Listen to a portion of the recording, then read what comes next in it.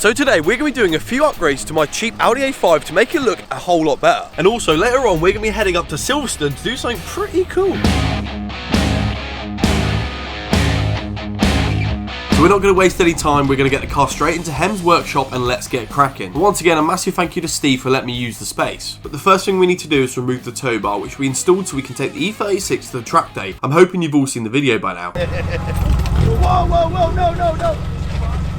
Yeah, not one of my proudest achievements. But the tow bar will be staying off until I need to use it again, but it is so handy to have. But the first thing we're going to tackle is that disgusting grey rear diffuser. It needs to go. And to get it off, first of all the rear lights need to be removed, and that's just as simple as unscrewing a screw tab thingamabob. I have no idea what it's called, but it looks like this. And then pushing the lights out from the grommets to hold it in. And with the lights out, we need to remove the bumper, and there's a 10mm bolt right next to where that tab thingy was. I seriously have no idea what it's called. If you know what it's called, please comment down below. And then the rest of the screws are T20s, there's 3 at the bottom and then 3 in each wheel arch. And then the bumper should just pull off. And with the bumper hanging off, all we need to do is disconnect all the parking sensors. And now we can remove the rear diffuser. But if I were to do this again, I would have just popped the rear diffuser off while keeping the bumper still on the car, because I didn't realise that the diffuser's only held on with some simple push tabs. So yeah, you live and you learn. Now to give the diffuser a quick clean, I started giving it a jet wash outside and then finished rubbing it down with some brake cleaner. Now I'm no painter, so please don't judge me, but I'm going to prep the surface, giving it a quick rub over with a Scotch pad so the paint can adhere to the plastic better. And then wash it down once again with some brake cleaner and then give it a dry. Now I could get an aftermarket diffuser, but I'm trying to keep the cost down, so painting it will do for now, and I think going black will look better than the old grey look. So with a coat of primer drying, I thought I'd fit the new Audi badge to the rear boot now it's been repainted. And to get it straight, I put a bit of tape in where I think the middle was and then measured it with a tape measure to get dead on centre. Then I placed the badge on with only half the sticky backing in place to check the alignment, and once I was happy I pushed it down properly. So the diffuser is going to take a little while to paint, so I'm moving the car around so we can move on to the front end changes, which requires us to take the front bumper off.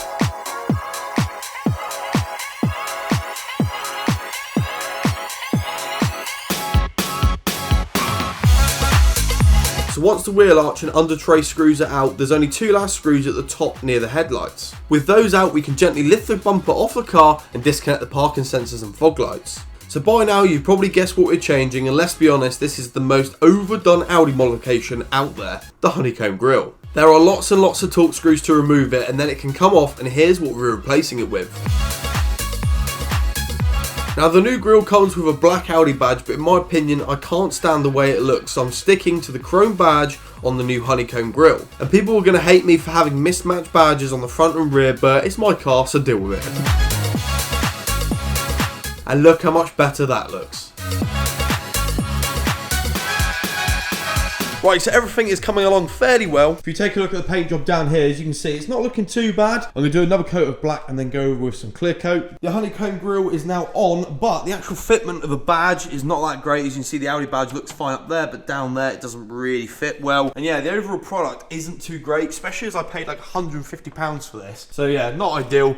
Just sounds really flimsy and horrible. I guess it will do, and it will look way better than what was on it before. The one thing I have noticed is I'm going to have to paint this black in a minute, or else you're going to see that through, and that is going to be a proper eyesore. But I've gone out and bought some new parking sensors, because this is the original one here, and when you put the car in reverse, the front sensors like keep beeping because it thinks there's something in front, but no, it's just a broken parking sensor. So I got 2 new ones to replace those. So once I crack on and do a few other bits, I just want to speak about today's sponsor, Car Vertical. So Car Vertical is a used car history check which creates a full report of any motorcycle or car. All you need is a registration or a VIN. So if we take a look at a report for my Audi A5, you'll see it's never been stolen, it's never had its mileage rolled back, it's also never been in a crash, and it doesn't have any outstanding finance. It even shows you a full timeline of the vehicle's history from when it was manufactured to its MOTs, license plate changes and lots more. Well, that went absolutely terrible. I just tried to get this chrome piece off here and managed to break pretty much every single clip. So my car is all clean, but if we take a look at this BMW E46, you'll see it's green tips all the way around, but it has an exclamation mark next to damage. And if we scroll down, it will give you information about the crashing, and even on some reports it gives you crash damage photos from the auction sites. So yeah,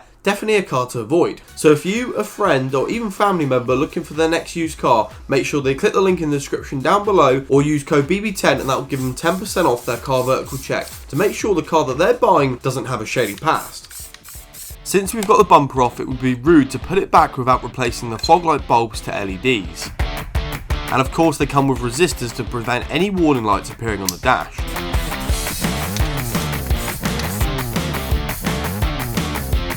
And then in go the new parking sensors, and then I'm going to test to make sure it all works.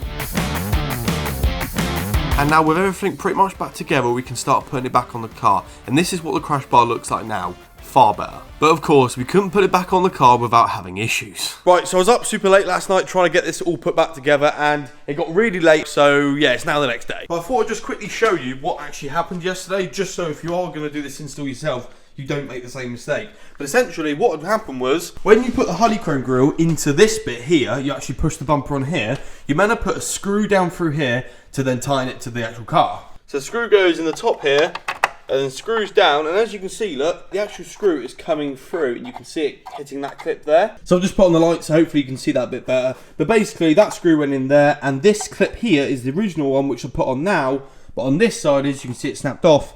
But it used to have these clips here, but these screws here don't actually fit through these tabs here. So basically, I was just screwing it in, and all it was doing is just pushing this forward and forward and forward and forward, and then it just snapped off. So yeah, but you would have thought when I bought the honeycomb grille it would have come with the right clips, but yeah, clearly not. So if you're doing it yourself, make sure you check that.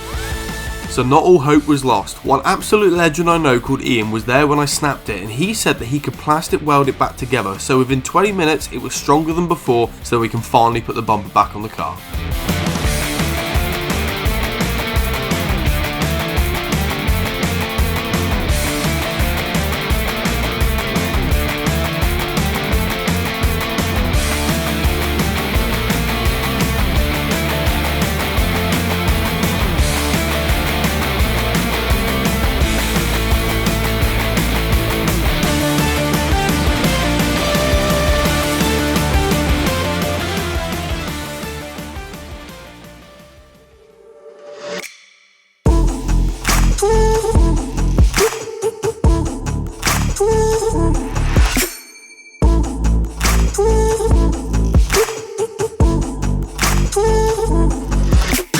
Okay, so it's now the next day, and look at how good the car looks now. The honeycomb grille was really transformed it, and it looks so much better. And also, I'm pretty glad that I decided to paint the fog light surrounds. I think I just finished it off a little bit better. And then taking a look at the back, that diffuser in black just makes that little bit difference, and yeah, it just looks a little bit better. And yes, you've probably noticed I've still not completed those trims yet, but I'll get that done for the next video. But anyway, I need to head off now and get up to Silverstone. This should be exciting.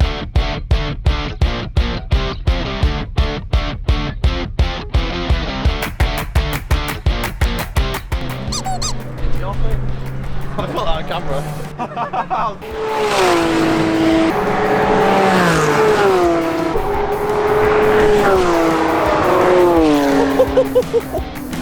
That is mad.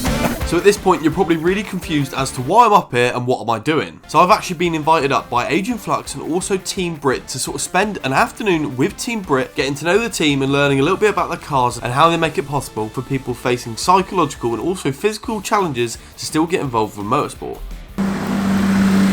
So I've been to Silverstone a few times, but this is going to be the first ever time going on the actual Silverstone track, and I'm going to be going out in a modified McLaren and also a highly modified M240i, which is going to be awesome. And when I mean modified, of course they've had new wheels, brakes, hand and all the rest of it, but they've also been heavily modified to allow people with disabilities to drive them, which I think is unreal. These fully modified cars can be driven purely with your hands, and trust me, it's not easy to do it. I tried it on the simulator and it is really hard to do. Oh yeah, and I'm also joined with some other familiar content creators too. So the first car I'm jumping in is the McLaren.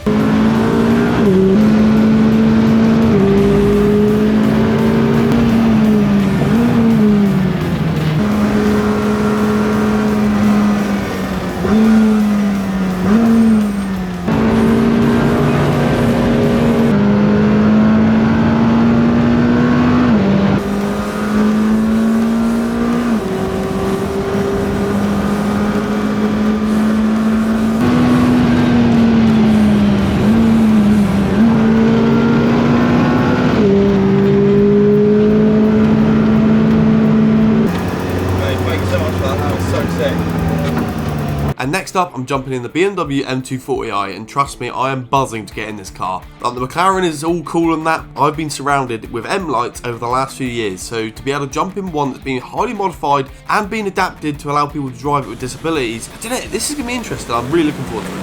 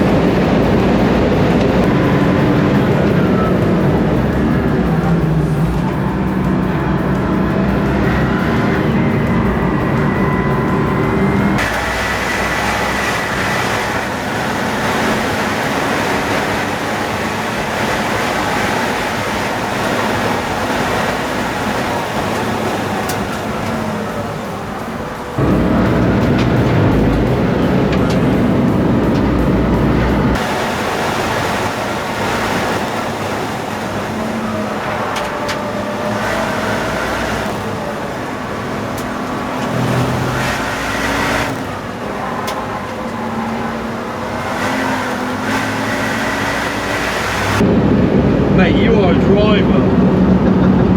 That felt way quicker than the McLaren. I don't know why, it just did. But like, honestly, you're a hell of a driver. Fair play, mate. Fair play. That was awesome.